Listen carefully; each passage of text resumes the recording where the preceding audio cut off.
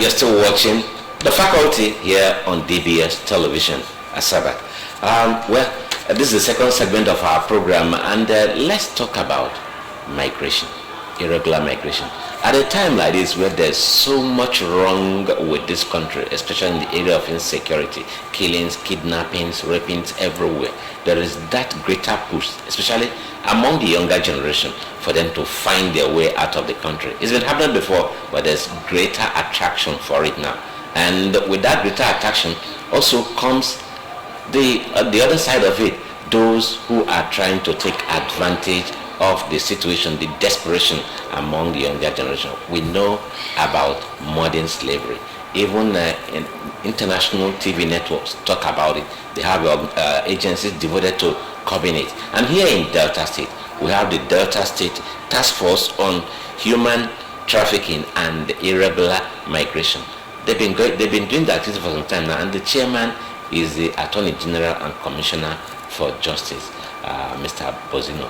And I have here with me the Secretary of the Task Force, who's going to talk about what they've been doing to curb the issue of irregular migration and modern slavery. Yes, we call it trafficking here. And I have a Barrister Ijeoma Nwanze here with me. Madam, welcome to the faculty. Good afternoon, everyone. Good afternoon, listeners. Yes, so you are the acting secretary of this task force on irregular migration and human trafficking. Yes. So tell me about your activities.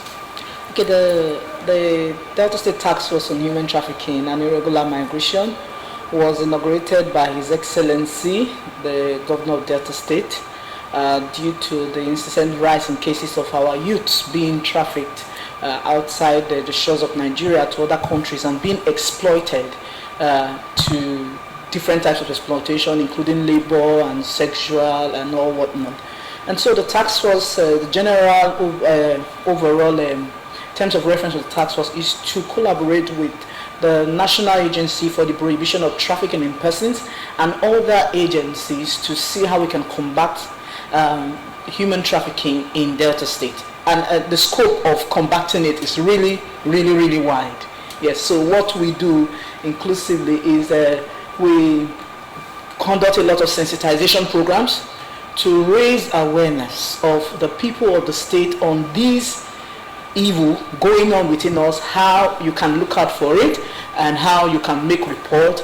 And just like you said, there's so much drive and push for people to move. So we are not saying don't move if you can. What we are saying is do it right. Do it the right way. That's just what we are saying. So while we are warning people against some signs to look out from trafficking, some forms of trafficking in persons, we also say if you must move, please do it right. By the records made available by the national body of your kind of a task force, Delta State rates quite high in the number of people that have been trafficked outside our shores. How are you reaching out to the grassroots to let them know about the fact that even if they, so like rightly said, even if they intend to emigrate, they should stick to the right way? Like we say, that we are doing a lot of sensitizations, and we go to markets, we go to motor parks. We are looking at engaging the traditional institutions all the way down, the youth bodies, the local governments all the way down. We go to schools too. Yes, we do rallies, and we've done some symposium where we have had to speak with judges on what human trafficking is like and how to identify it, how to speak with, we have spoken with lawyers. So we still have a lot of programs going on, and we will still reach out to more and more schools within the state.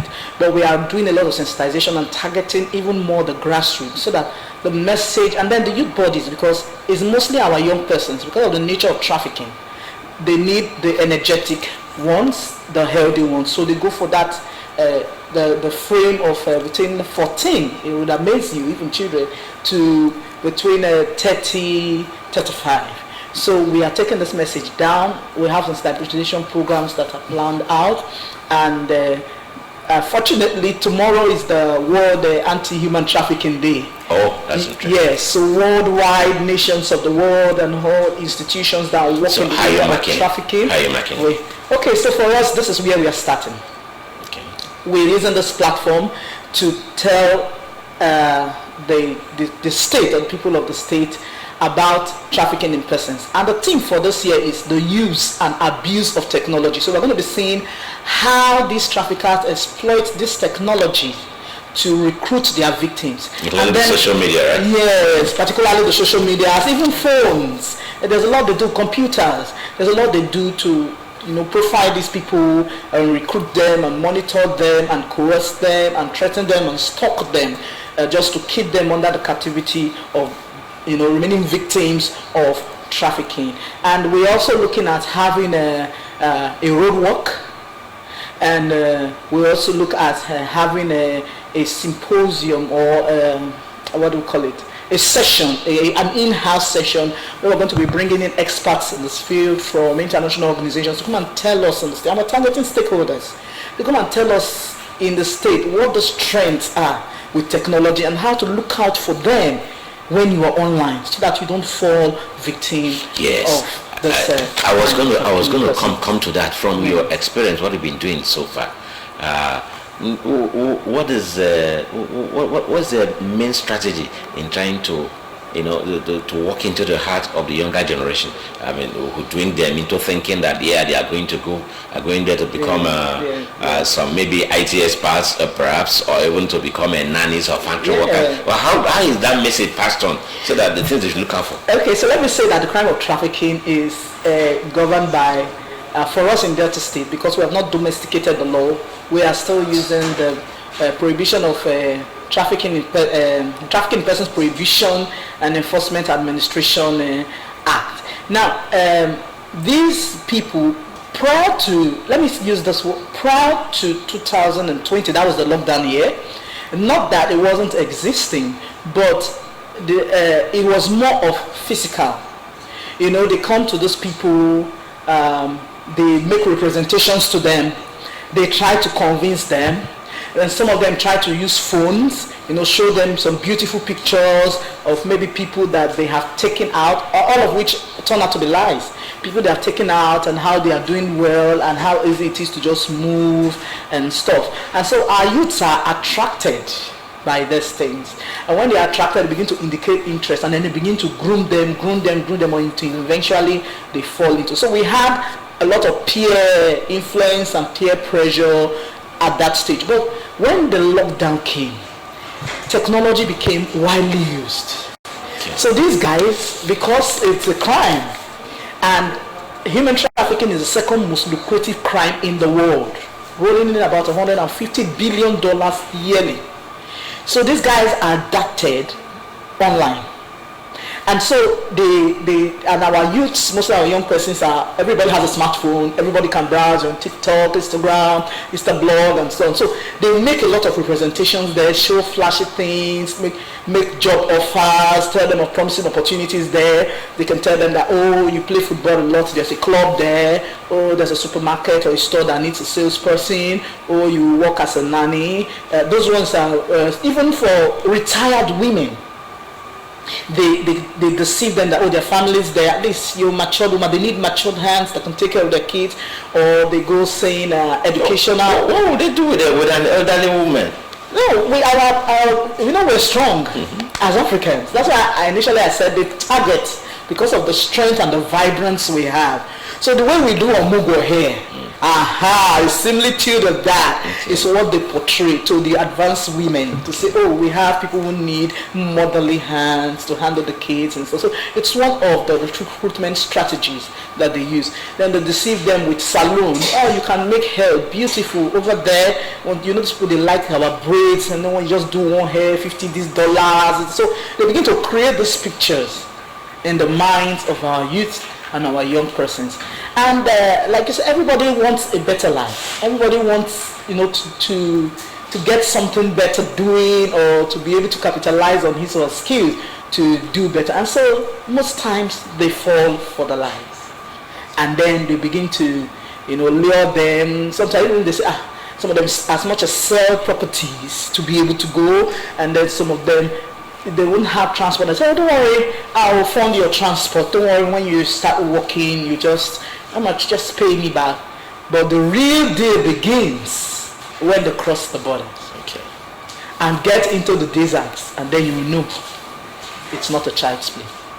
Talking about the desert, it used to be the number one route for human traffickers. Yeah. But since the collapse of Libya and now all those bandits and violent groups have taken over the desert, do people still take that route? Very much. Seeing what's happening? Very much. You see, these traffickers, these people who perpetrate this crime, they don't give you the full gist. Some can even go as far as even procuring a passport for you, just to make you believe it's the real thing. Now, they don't tell them that they'll go through the desert. They don't tell them that the journey is tough or they have to cross through this. Or even if they tell them, they make it look like it's just, we just drive from here to Agbo and we're already there. You know, so these people have this picture in their mind. Well, like I said, when they cross, they begin to know the route. Some of them are diverted on, like they could have the mind that they are going to Lagos. They get to a very particular point. Maybe they've never traveled that route before. The vehicle is diverted. And at that point, you cannot even ask questions anymore because you are with your traffickers or their syndicates, because they work in syndicate. The person who recruits you from here is not the person who transports you. It's not the person they hand you over to. It's a chain. Yes, it's a chain. Yeah, so they work in a syndicate like that. So when you're already in the bus with someone, this is not where they say we're going to. Now when we go to Ace, keep quiet. You're already at that point. You are already in trouble at that point. So you cannot even break out or break loose. So you see, that's why we caution people: don't even begin. If we have like we work with the security agencies too, like Nigerian Immigration Service, just this month we were able to intercept 2 persons being trafficked en route to the north, being trafficked to Libya. One was going to Kaduna, one was going to Kano. And when we spoke with them, you could hear the person who made the representation or advance or the false information to them is not the person in whose vehicle they are. It's not the person to whom they will be handed over in Kano. It's not the person to whom they will be handed over when they cross. You know, so you see that they work in that kind. So our people are lured by all this social media, frenzy all over the place. Make-believe pictures. And they want to have it good. Well, like I said, we don't blame anyone for wanting to have it good. I want to have it good. But the message is, if you must migrate, do it right. Get your necessary papers, get the necessary clearance, ask questions, and get from the right source, and get the right answers, and get it done. So that's the message we're bringing forth. Okay. When you talk about irregular migration and modern slavery, is it all about being taken offshore? We read reports about people who are facing similar circumstances here within our own borders, here in Nigeria. People are taken into slavery practically. So does your activities also cover that area? Yes, we must know that even the offense of trafficking in persons, you have both internal offenses of trafficking in persons and external. Like I said, of course, external is when they do it cross-country. They take it from Nigeria out there for the exploitation. But even with internally, we have it a lot.